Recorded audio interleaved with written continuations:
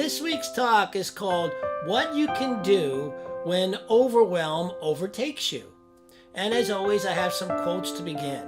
The first one: practice the pause. When in doubt, pause. When angry, pause. When tired, pause. When stressed, pause. And when you pause, pray. And that's an unknown origin. The second quote is from Ernest Holmes. Faith is a mental attitude which is so convinced of its own idea, which so completely accepts it, that any contradiction is unthinkable and impossible. And lastly, oh great, here comes another FPGO, another freaking personal growth opportunity. And that too is from an unknown source. So what are we talking about here? Another freaking personal growth opportunity. But how do we take advantage of that? How do we shift our feelings from feeling overwhelmed to, okay, I can do this? Well, maybe you're one of those folks who can simply make a stand and move on. Take the next step in the face of anything, no problem. I believe that gives you superhero status. And there are times I feel that way, but for me, I can rarely sustain that level of commitment if the circumstances feel overwhelming, persist for any length of time, and some circumstances can stick around for quite a bit of time before finally moving on. But here's the key to it all. Step one to what you can do when overwhelm overtakes you is to remember that no matter what the circumstance, this too shall pass. Everything in life is temporary, including us. So knowing difficult times will pass is really important to our well-being. So secondly, when we act like superheroes, people around us expect us to be superheroes and might start to consider our frailties less because we don't show them. Many of us were raised with the idea that showing frailty is a sign of weakness, and because of how we think of ourselves is what we become in life, to some extent, not showing frailty, but being frail is a weakness because what we give attention to, we give power to. But it does not serve us either to be thought of as a superhero. Now, I might be using verbiage you can't relate to, superhero. But what I mean by that comes from the old adage, if you want something done, give it to a busy person. You know that saying, especially around the office. Everyone knows that a busy person is busy because everyone can count on them to get things done. Are you that person? Are you then playing the role of the superhero? You are never too busy to take on one more project, and once people depend on you for that, they become disappointed if you let them down. And if you're someone who likes to be the hero, then you never want to let anybody down. You feel, how overwhelming that alone can be to never want to let anybody down. So the second step in what to do when overwhelm overtakes you is to stop worrying about letting other people down and concentrate on taking care of yourself. Does that sound selfish to you? If you're the type who likes to be the hero and serve selflessly, it might. But how well can you serve others from a place of being so run down you can't even serve yourself? Your health and well-being must come first.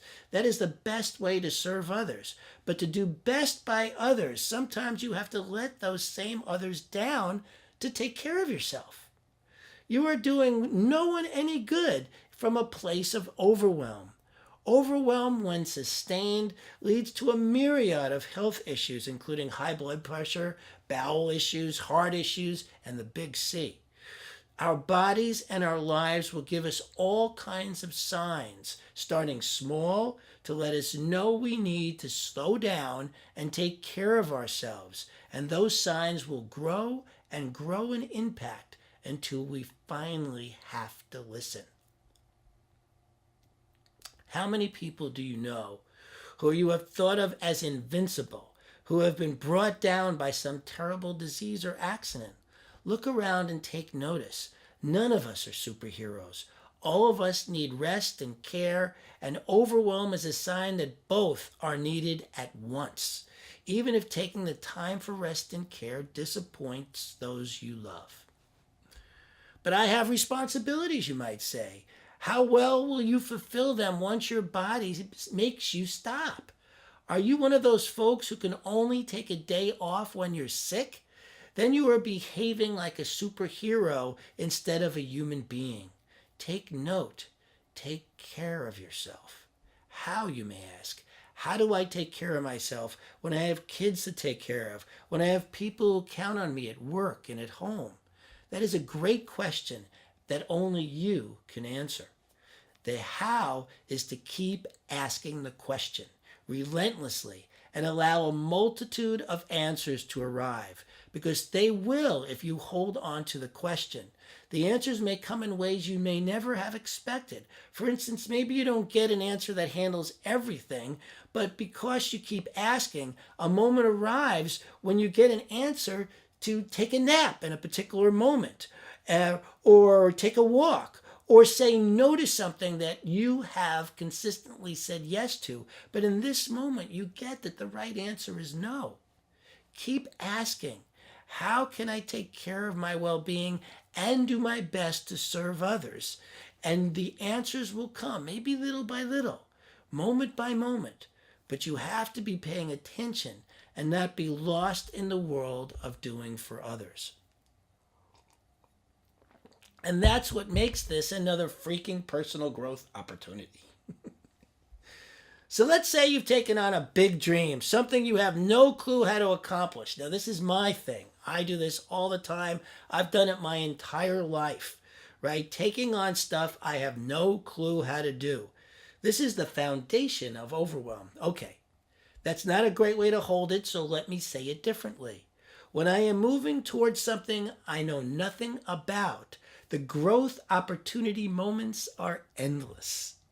So how do I sit in the unknown when overwhelm overtakes me? I meditate and pray until I've reached that place in me that knows. And that's what you can do too. You wouldn't have a dream that without the resources to accomplishment. You need to know that for yourself. If you're somebody who dreams big and you have no clue how to do it, it's really, really important to remember that you must have the resources to accomplish any dream that is yours to do, even if you can't see those right now. So going into meditation and prayer with affirmations such as, time is on my side, the universe is on my side, my life works magnificently. I repeat these over and over and over as many times as it takes to calm myself down, to feel the truth of it, because this is the next step into do what it takes when overwhelm overtakes you. Drench yourself in the truth, that there is more going on than you can see and that all is well. Drench yourself in it. Even if it doesn't look and feel that way, breathe into this truth. We are divine beings having a divine experience. Relax. It's all temporary. It's all for your highest good. All of it for your highest good. To support you in the brilliant person you have come here to be. It doesn't matter whether you can see this truth. It's just important that you allow yourself to feel it. Time is on your side. The universe is on your side. Your life works magnificently. So, I remember my first day at work as a sous chef at a very busy uptown restaurant in New York City. My job was to show up and cut vegetables for the head chef. That was it. Except on this particular day, my first day of work, the head chef calls in sick. So does the other chef. So I'm the only guy there on my first day of work. All I know about is chopping vegetables. I find out about all this after I have chopped the vegetables and we're just about to let in the noon rush. The doors open, and within moments, the wheel that holds the orders is filled, and waiters are yelling at me, and I am paralyzed by overwhelm because I don't have a clue what to do. And until a little voice inside me says, do something. And so I grab one order and I put it down, and I do that one order from start to completion with everybody screaming at me around that you can't just do one order at a time. I finish that order, I put it out. I grab the next one. I do that order. I finish it and I put it out. Now I'm starting to relax a little bit. So this time I grab 2 orders and I put them down and I start working on both of them until I finish those 2 and I put the food out. Now I grab 3, and that way I worked my way up, and I actually made dishes either through recipes or I made them up. And I got through that lunch to the point where by the end of it, all the waiters were applauding me, and I was like, oh my God, I did it. I did it. But it started by the simple thought of doing something. So this is the next step in when overwhelm has overtaken you. Do something, whether it's related to what needs doing or not, because the key is that energy builds on energy. Once I got started, I then could move more and more into how it needed to be done. But the first step was simply to do something. And so that's the next step when you feel paralyzed. So there it is. Step 1, remember, this too shall pass. Step 2, take care of yourself, even if it disappoints others. Doing that first helps even in the, whatever the upset is around you, taking care of yourself. That's what I did at this restaurant. Did one thing, no matter what the upset was around me, so that I could move forward. Step 3, pause long enough to pray. Pause and pray. And last, do something. This too shall pass. Take care of yourself. Pause long enough to pray. And then do something. And you will know what to do when overwhelm overtakes you to take your life back. Try it out. Let me know how it goes for you. I would love to hear from you. Thank you. Blessings. I love you. If this talk has spiritually fed you or served you in any way, please contribute to our ministry so that we can continue to produce talks as good as this one. We reach now over 50 countries and over 2,000 people a week, and we're able to do this because of contributions from people like you. So please go to our website and click on the donate button and give generously and get that law of circulation going in your life, because the more you give, the more you receive. Thank you. You are the face of God. I hold you in my heart. You are a part of me. You are the face of God.